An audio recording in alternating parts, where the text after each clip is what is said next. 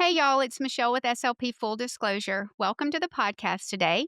If you have not listened to the previous podcast, I encourage you to go and listen to that because this is going to be part two of skills that toddlers need to master before words emerge.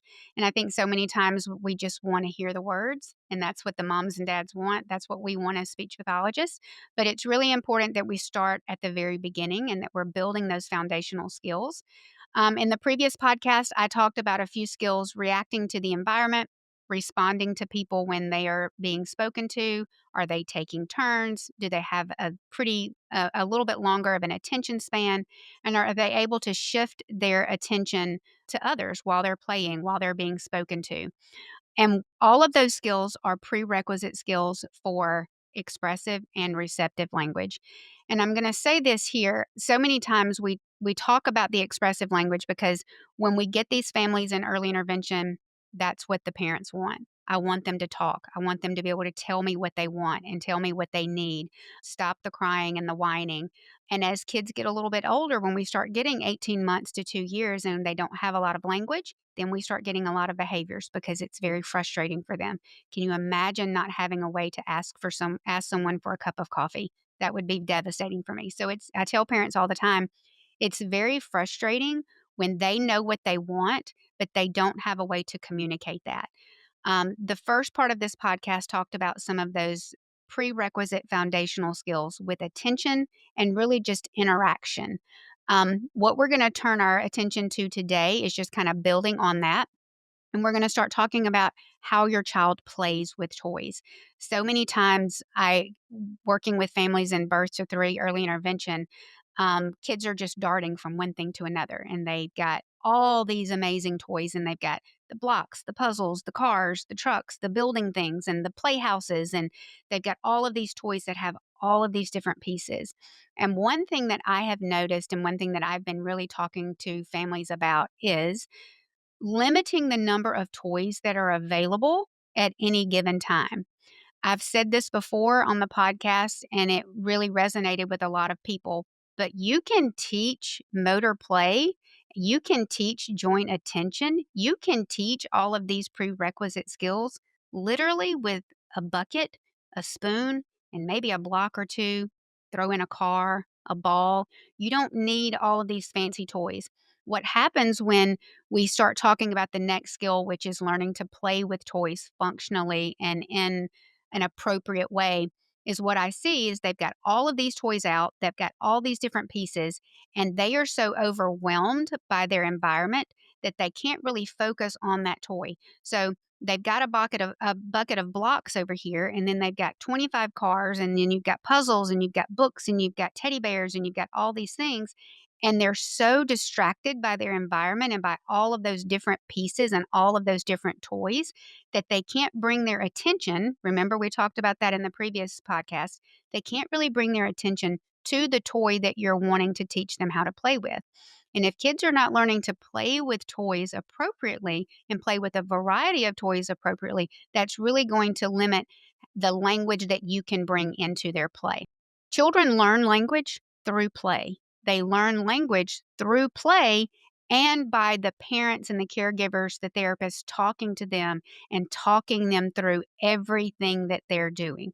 If we don't say it and if we don't model it, they're not going to know it. They're not going to learn it. We can't just expect the words to magically appear in their brain. I talk about a word bank. So let's start talking a little bit about receptive language and expressive language. Speech pathologists, I know you guys know this. We've got to build that receptive language before we can expect them to be able to use it expressively. When I ask a child during play, oh, give me the toy, give me the car, give me the ball, give me the block, give me the book, bring me your shoes, go get a diaper, that is building receptive language. If a child cannot hear a word and then identify it in their environment, whether it be a functional toy in their environment, a functional item in their environment, or a toy, a picture in a book, if we can't say, hey, point to the dog, point to the bird, push the button, turn the knob, if they can't hear those words and phrases receptively and then respond appropriately, We can't expect them to use that word expressively. And if they do, it's not going to be functional and it's not going to be meaningful. So, teaching a child to play with toys appropriately. How do we do this? Set that environment up so that there are limited distractions, so that not all 100 toys that they have are out for them to see. Put them in buckets. I tell parents all the time, put their toys in plastic tubs so that the clear ones, really, so that they can see them, and then close that top. That's going to give them an opportunity and it's going to require them to come and get you and initiate some sort of interaction with you to let you know, hey, that red fire truck that's in there, I want it. So that's going to give you an opportunity to walk them through, how do we get that toy out of that box? And then we get that fire truck out and we're going to play with just that fire truck. We may get the blocks out and we just teach the blocks, play with the blocks.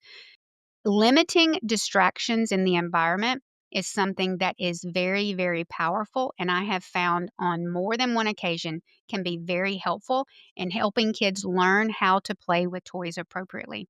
But we've also got to be playing with them. We can't just buy all the toys, the light up things, and give them a car and expect them to know what to do with it. We have to be in the floor with them and we have to be showing them what to do.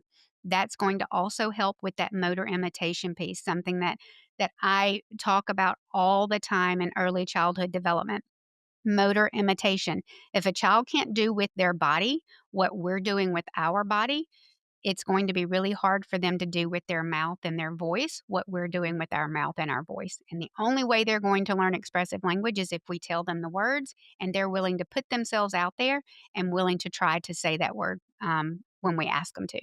So, what can we do to teach them to play with toys? We're going to sit down and we're going to play with them. Motor imitation doesn't have to necessarily be the nursery rhymes, which we should be doing those early on when they're still in their bouncy seats and when they're little bitty babies, doing the itsy bitsy spider, playing peekaboo, wheels on the bus, because I can't make a child say a word, but I can take their little hands and I can help them do wheels on the bus. I can take their little hands and help them do itsy bitsy spider. I can take that blanket and put it over their face and then pull it down quickly for peekaboo. So I can help their body do it. The same thing with play. If a child doesn't understand how to play with a truck, we're going to show them. We're going to tell them, we're going to show them, and we're going to help them. Something that I talked about in the previous podcast. Tell, show, help. It's a very quick 3 little words to remember, especially for young moms and for even for speech pathologists when there's a lot going on.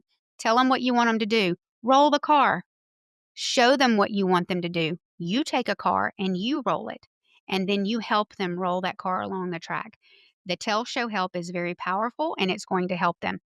Pushing buttons, turning knobs, how do we get things on? Teach them to play with the toys appropriately by limiting the number of toys in the environment and giving them an opportunity to watch you interact with those toys as well. This brings us to another skill about understanding early words and following those simple directions. Tell, show, help again. I'm going to tell you, I'm going to show you, I'm going to help you when we're trying to get them to follow simple directions. Let's put this in the garbage can, and then we're going to wait. Then we're going to go stand next to the garbage can and we may point to the garbage can. Put it in the garbage can. And if they don't do it, then we're going to lead them by the hand and we're going to take them over there and we're going to help them do it. And we're going to praise them for completing that task.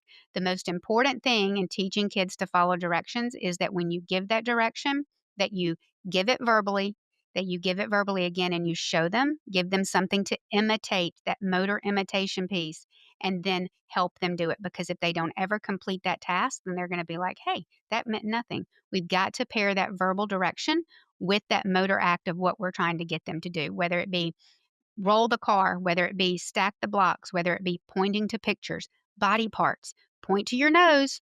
Then we point to our nose by showing them, and then we help them point to their nose. My friends always make fun of me because I use gestures so much when I talk. And I know if they're listening to this podcast, they're all probably cackling right now because anytime that I'm talking and I say something about brushing my hair, I actually take my hand and rub it like I'm brushing my hair, brushing my teeth, opening something. I do the motion like I'm opening something. And I think that's just something that that's ingrained in me because that's how we teach kids by doing the motions with them. And teaching kids to follow directions and building that receptive language is so sometimes it's a skill that I see so often that is overlooked because it's easier as parents when we're overwhelmed and a lot's going on to just do it for them. It's easier to just go put that thing in the garbage can. It's easier for us to just go pick up those toys. It's easier for us to just go and get their shoes for them before we leave the house. But those are skills that you can start working on early on that's really going to build that foundation for language and more complex directions as they get older. Building those vocalizations, making purposeful sounds. What does that look like? We know that in infants, they're going to start cooing, they're going to start smiling, they're going to start squealing. And I tell my parents all the time when they make a sound, make it back to them. Because when we imitate them, it gets their attention. Because when they hear a sound that they make, and then they hear a sound that we make that sounds exactly like them, we're teaching that reciprocal back and forth turn taking. Teaching a child to copy what you do vocally is very, very hard because if they're not willing to do it, there's no magic button on the bottom of their foot or behind their ear that we can push that's going to help them turn their voice on. So that's why we have to build those skills early on with that motor imitation piece. You can do what I do. And if you can't do that, then I'm going to help you with those motor acts. But then we're also going to build that skill of vocal imitation by copying everything that they do. Are they copying things that they hear? Are they copying the squeals? Are they copying us as we roll the car, as we kick a ball, as we raise our hands, as we do something silly? I tell parents all the time, do silly things with the toys. Take the toy and put it on your head. Put a spoon on your ear. Do silly things like that because that lets us know that that foundational skill of motor imitation is really starting to build, and without that skill, they're not going to be able to imitate things verbally. We've got to teach them to imitate actions and copy what they see other people do and copy what they hear other people say. That's going to be starting with the animal noises. We can't expect kids to not be able to do, the exclamatory uh-ohs and the oohs and the e's and the ahs. We can't expect them to not be able to do that, but then be able to say, I want a cookie or I want juice. So we've got to start with those non speech sounds. That's why we do animal noises. That's why we squeal. That's why we laugh. That's why we coo. That's why we do all of those things, those non speech kinds of things, pretending to sneeze, pretending to cough, doing all of those things early on to teach that child that imitation skill. Because toddlers learn to talk by repeating and imitating what we do. If they can't do that, they're not going to be able to learn how to talk. But we can't start with the words. We have to start with actions, motor imitation, and we have to start with sounds, those squeals, those coos, the coughing, the laughing, the squealing, all of that. If they can't do that, we can't expect them to say words. And it can sometimes be disheartening for the families that I'm working with that I get a child at 2 years old, sometimes even older, unfortunately, 2.5, and they don't have any words. And then I start talking about motor imitation skills and I start talking about play and I start talking about imitating non speech kinds of things. And they're like, but I want them to say cookie. I want them to say juice outside. I want them to tell me what they want. And yes, I want that too. We all want that. But those skills, those foundational skills must be in place before we can expect that. And if we're asking them to do something that they can't do, everyone is going to be frustrated. So we've got to make sure that we're not overlooking those early skills. Tracking, joint attention, eye contact, attending to activities for an extended period of time, anticipating what's coming next, playing with toys appropriately, shifting that attention and being able to imitate what we're doing motorically, imitate what we're doing vocally, starting with those non speech kinds of sounds. Is your child able to gesture? Are they pointing? Are they leading you by the hand? Something that we call manding, that nonverbal communication. In typical development, gestures are going to emerge before the words start to emerge. So they're going to start pointing, they're going to start gesturing and leading you to things that they want. So the more gestures we can use, the more that we're building those foundational skills to give them the ability to say those words when they're ready and when we need them to say them. And is your child initiating interaction with others? Gosh, initiating interaction so many times, and I go back to the screen time. The screen time with kids, they're so engrossed in the videos, in the TVs. When we try to take those things away, then they completely lose their mind. And if they don't know how to play with toys appropriately, again, and they don't have that joint attention, we can't really expect them to initiate functional, fun play with an adult or a caregiver. Are they deliberate in how they're playing? Do they bring you into their world, or are they just off by themselves, just walking around and holding the car or holding the block in their hand? It's important that we take a look at the environment and we take a look at how the child is responding to their environment before we, jump in as speech pathologists and start saying, let's do this, this, and this, because we need to have a good picture and a good overall picture of the whole child. We can't just, children can't depend on others to come to them all the time. We need children to understand, hey, I'm a person, I'm an individual, and I can initiate with you as well. And this is how I'm going to do it. But for them to learn that, what do they have to do? They have to see us do that with them. So again, it's something that we have to model. We've got to make sure that we're setting the environment up for success. It astonishes me how often I have parents tell me, I just want them to say mama, or I just want them to say dada or cup. And then I ask them, well, are they taking you by the hand? Are they leading you to things? And parents tell me, well, they go in the kitchen and they can get whatever they want out of the pantry, or I've put their juice down low in the refrigerator so they can get it, or they can get a juice box out of the pantry. They can get their snacks. And when we do that, we've not set that environment up for communication. And while all of those skills, those independent skills, are great skills to have, we have to make sure that the environment is set up for that child to communicate. If they can get every snack that they want, or the juice box or the water, and they can get all of that on their own, then they have no reason to initiate interaction with the adult in their world. Um, if they have access to all of their toys all of the time, and it's just in complete disarray, they have no reason to initiate interaction with an adult in their environment to get that desired item or get that toy. I tell parents all the time, sabotage is my favorite thing in the world to do. Um, Take those favorite toys, those preferred items, and they love a specific teddy bear. Take that teddy bear and put it up on the kitchen counter. Just sit it up there and see what happens. Does your child cry?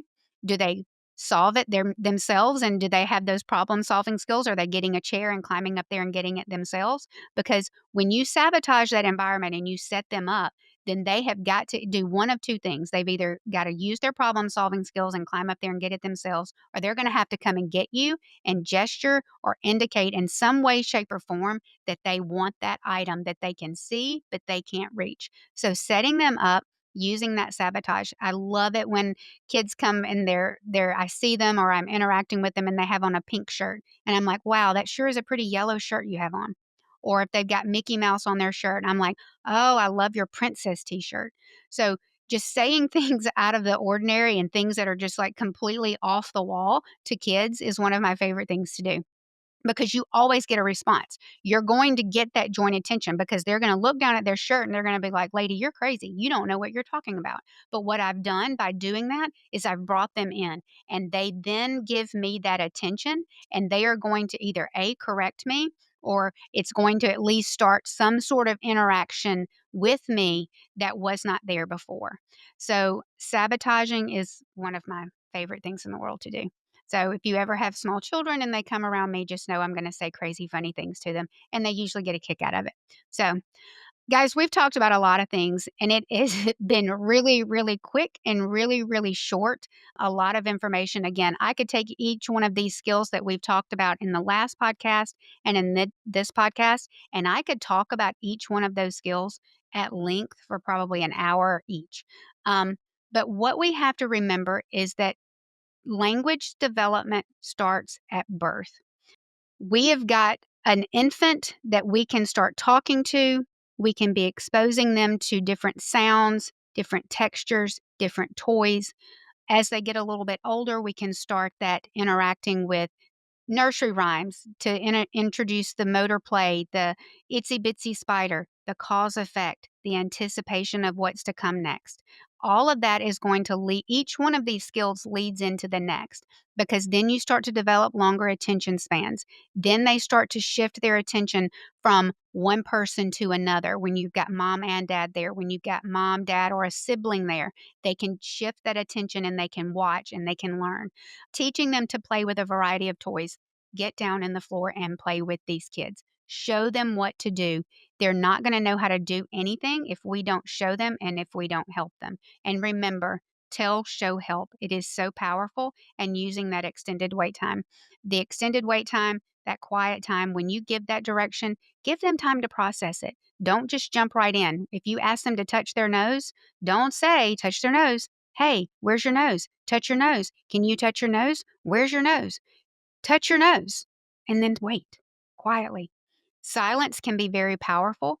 And so many times when I have taught this skill to parents and I've encouraged them to incorporate it in their daily activities and routines, they tell me that the quiet time, that extended wait time, is A, the hardest thing that I've ever asked them to do, but B, it has been the most powerful and the most impactful in getting a response from their child. Because sometimes the silence can seem deafening, but it gives the child an opportunity to process, because we've got to remember their little brains are not processing as quickly as ours process. So, a lot of information. Child development, my favorite thing. I would love to do a podcast soon about just looking at the whole child and how we can incorporate gross motor, fine motor, adaptive, social, and emotional into our everyday routines and daily activities to kind of develop the whole child as we're moving through this process. But I hope you guys have enjoyed this podcast. If you guys have any comments or questions, we'd love to hear from you. And we hope you guys have a great day. Bye. Thank you for tuning in to SLP Full Disclosure. You can learn more about this episode and our show on our website at amnhealthcare.com. If you enjoyed this episode, share it with a friend and subscribe to our show on your favorite podcast platform. You can also find show updates and SLP opportunities on our Instagram at AMN Allied. Special thanks to AMN Healthcare for making this show possible. See y'all next time.